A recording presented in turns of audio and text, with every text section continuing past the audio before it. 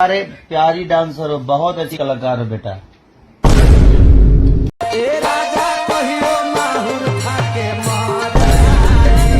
कहाँ घर पड़ता है आपका?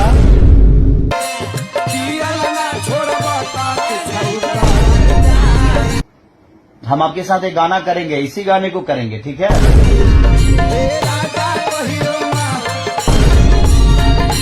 अरे प्यारी डांसर हो, बहुत अच्छी कलाकार हो बेटा।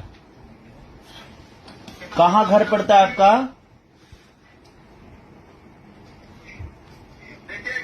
क्यों क्यों क्यों इमोशनल हो रही हो, क्यों रो रही हो? अब आपका कैरियर शुरू हो रहा है। अभी तो खुशी का बात है आपके लिए कि आप पूरे अभी भारत में छाए हुए हो। हम आपके साथ एक गाना करेंगे, इसी गाने को करेंगे, ठीक है? छोटे छोटे कलाकार को आप ऊपर किए, प्लीज आप लोग हमें भी मदद कीजिए, प्रिया को सपना पूरा कीजिए। अरे नहीं बेटा, ये बहुत प्यारी डांसर हैं और बहुत प्यारा इन्होंने किया भी है। मेरी जितनी क्षमता होगी इस बच्ची के लिए करूंगा मैं, और मैं बहुत जल्दी इस गाने को फिर से रिकॉर्ड करूंगा और इसी गाने पे इनके साथ काम करूंगा मैं, ठीक है? बताइए, बोल रही है कब पैर छूने के लिए आपको मिलेगी?